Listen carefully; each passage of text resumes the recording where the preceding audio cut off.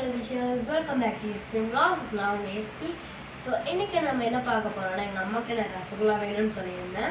எங்கள் அம்மா பார்த்தீங்கன்னா இன்றைக்கி ரசகுல்லா செய்கிறேன்னு சொல்லியிருந்தாங்க. அந்த ரசகுல்லா செய்கிற வீடியோ பார்க்கலாம். அதுக்கப்புறம் என் வாய்ஸ் ரொம்ப ஒரு மாதிரி இருக்குன்னா எனக்கு கோல்டு பிடிச்சிருந்துச்சு. ஓகே கைஸ், இப்போ நம்ம வீடியோக்குள்ளே போயிடலாம். வணக்கம் உறவுகளே, எஸ்பிஎன் vlogsக்கும் உங்களை வரவேற்கிறேன். என் பையன் வந்து இன்றைக்கி ரசகுல்லா கேட்டிருக்காங்க. அதுக்கு எப்படி செய்கிறதுங்கிற வீடியோ தான் நான் போட்டிருக்கேன். நீங்கள் கண்டிப்பாக பாருங்கள். அதுக்கு என்னென்ன பொருள் தேவைன்னு பார்த்துக்கலாங்களா? பாலுங்க, 1 கப் சர்க்கரை, 3/4 கப் எடுத்துருக்குறேங்க, 1 டீஸ்பூன் மைதா மாவுங்க, ஒரு லெமன், ஏலக்காய் ஃப்ளேவர் பிடிக்கிறவங்க ஏலக்காய்ங்க. வாங்க ரசகுல்லா எப்படி செய்யலாம்னு வீடியோக்குள்ளே போகலாம். இப்போ பார்த்தீங்கன்னா பால் காய்ச்சிருங்க, 1/2 லிட்டர் பால். தண்ணியெல்லாம் ஊற்றக்கூடாதுங்க.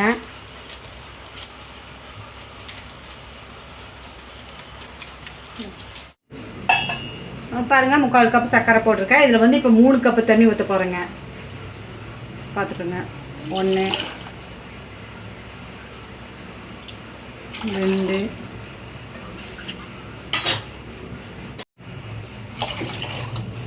ரசகுல்லா மாவு பிணையிற வரைக்கும் ஜீரக ஆகிட்டு.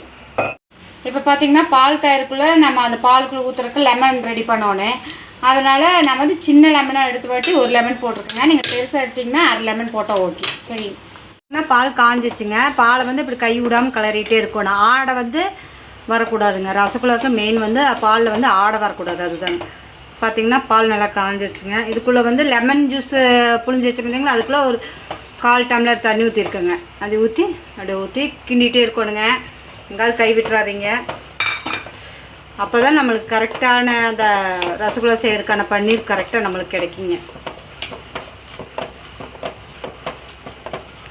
பார்த்தீங்களா எவ்வளோ சூப்பராக கிடைக்குது பாருங்க. S mummy. எப்படிங்க, சூப்பராக இருக்குங்களா? பாருங்கள், அப்போ தான் இப்போ இந்த மாதிரி பர்ஃபெக்டாக கிடைக்குங்க. கைவிட்டிங்கன்னா ஆடை கூட கலந்து வருங்க, அப்புறம் நல்லா இருக்காது. அதை அப்படியே வடிகட்டிக்கணுங்க. இது கூட நம்ம பச்சை தண்ணி ஊற்றி நல்லா வடிகட்டிக்கணுங்க.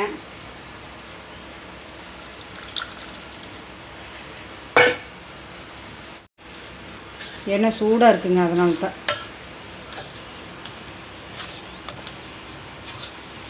ஏன்னா அப்புறம் லெமன் ஸ்மெல் அடிக்கும், புளிப்பு சுவை இருக்குங்க. அதனால நல்லா கழுவிக்கணுங்க. இந்த தண்ணி வந்து நம்ம வந்து வேஸ்ட் பண்ண வேண்டாங்க. சப்பாத்தி மாவுக்கு பிணையறக்கெல்லாம் யூஸ் பண்ணிக்கலாங்க, நல்லாயிருக்கும். சப்பாத்தி மாவுக்கு பிணையும் போது பார்த்திங்கன்னா சப்பாத்தி அப்படியே நல்லா சாஃப்டாக இருக்கிறத பார்த்தா கொஞ்சம் நல்லா ஸ்மெல்லாக இருக்குங்க, லெமன் ஸ்மெல்லோட. இது வந்து நம்ம லெமன் ஸ்மெல் போக வரைக்கும் கழுவிட்டு வந்துடலாம். வாங்க, நல்லா கழுவிக்கோடுங்க. அப்போ தான் அந்த புளிப்பு சுவை போகும், லெமன் ஸ்மெல்லு போகுங்க. ஓகே, அப்படியே வடிகட்டிக்கணும்.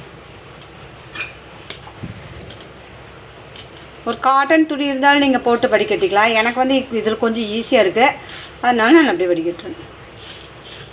டேப் தண்ணி வந்து நல்ல தண்ணி தாங்க. டீயாச்சு. நல்லா பாருங்கள், இப்படி உதிரியாக இருக்குங்களா? இது வந்து நல்லா பிணையணுங்க. அதில் தான் நம்ம இதே இருக்குது, சாஃப்ட்னஸ் வருங்க.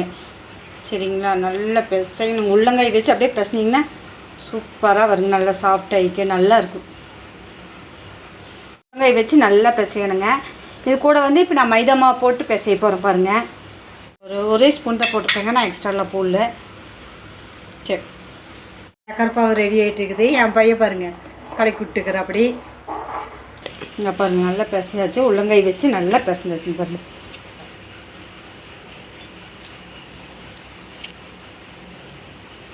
கரெக்டான பக்குவத்தில் இருக்குங்க.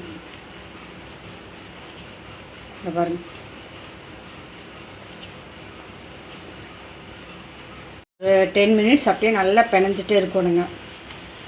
பார்த்தீங்களா எப்படி ஒட்டாமல் வந்துருக்குன்னு பார்த்தீங்களா?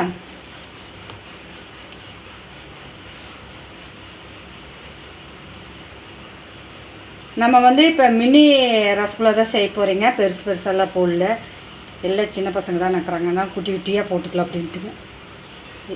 பாருங்கள், அதுக்கு வந்து சைஸ்க்கு தகுந்த மாதிரி எடுத்துக்கிற பார்த்துக்கோங்க.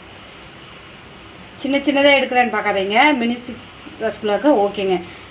இதுவே நம்ம உருண்டை பிடிச்சி போட்டோம்னா பெருசு பெருசு டபுள் ஆயிருங்க. ஓகே ஃப்ரெண்ட்ஸ், இங்கே பாருங்கள். இப்போது நான் இதுக்குள்ளே ஏலக்காய் போட போகிறேன். ஓகே போட்டாச்சு. போட்டுட்டு இப்போ லைட்டாக கிண்டி விடலான்னு நினைக்கிறேன். ஓகே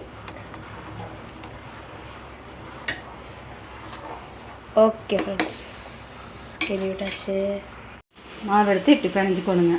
விரிசல் இல்லாமல் குலோப் ஜாமுக்கு நம்ம பிணையும் இல்லைங்க, அதே மாதிரி தாங்க. இதில் எந்த ஒரு கஷ்டம் எதுவுமே இல்லைங்க. சாப்பிட்டு அப்படியே ஒரு நடுவில் உள்ளங்கையில் வச்சு இது பண்ணிங்கன்னா பாருங்கள். பாருங்கள், நமக்கு 1/2 லிட்டர் பாலுக்கு எவ்வளோ வந்திருக்கு பாருங்கள். சரி, இதை வந்து இப்போ நம்ம ஜீராக்குள்ளே போட்டுடலாங்களா? வாங்க. ஜீரா நல்லா காஞ்சிடுச்சுங்க. ஏலக்காய் சர்க்கரை கரைஞ்சிச்சு. ஏலக்காய் ஃப்ளேவர் பிடிக்கும்னு ஏலக்காய் சர்க்கரை கரைஞ்சிருச்சுங்க. ஏலக்காய் தூள் போட்டிருக்கோம் நம்ம. பாருங்கள், இப்போ நம்ம ரசகுல்லாவை நான் லோ ஃப்ளேம்லாம் வச்சிடாதீங்க, ஹை ஃப்ளேம்லேயே தான் இருக்கணுங்க. பாருங்கள்,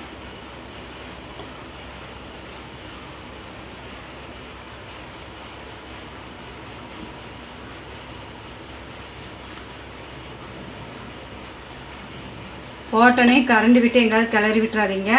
ஒரு 5 மினிட்ஸ் கொதிக்கிட்டுங்க, அப்புறம் ஓப்பன் பண்ணி பார்க்கலாம். இப்போ பாருங்கள், 5 நிமிஷம் ஆச்சு. எப்படி இருக்குன்னு ஓப்பன் பண்ணி பார்க்கலாம். வா, சூப்பர். பார்த்தீங்களா, நம்ம த்ரூண்டு போட்டால் எவ்வளோ பெருசாகிடுச்சு பாருங்கள். இப்போ வந்து இந்த பக்கத்தில் வந்து நம்ம ஆஃப் பண்ணிடலாங்க. இது ரசகுல்லா கேட்ட சாருக்கு நம்ம போட்டு கொடுக்கலாங்க.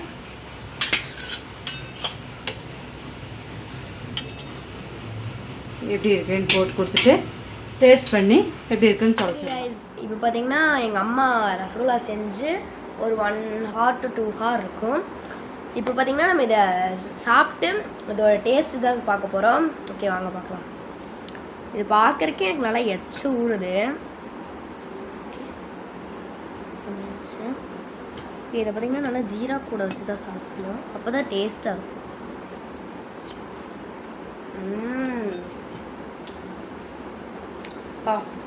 செம்ம டேஸ்ட்டாக இருக்கும். கடையில் வாங்குறதே எவ்வளோ டேஸ்ட்டாக இருந்துச்சுன்னா ஹோம்மேட் ரசகுல்லாங்குது எப்போ இருக்கும்னு நினச்சி பார்த்துக்கணும். அது மட்டும் இல்லாமல் எங்கள் அம்மா செய்கிற இந்த ரசகுல்லா ஸ்டைல் உங்களுக்கு பிடிச்சிருந்தா லைக்கும் சப்ஸ்கிரைபும் ஷேரும் பண்ணிட்டு உங்கள் வீட்டில் செஞ்சு பார்த்துருங்க. ஓகே கைஸ், நாளைக்கு ஒரு நல்ல வீடியோவில் பார்க்கலாம். பாய்.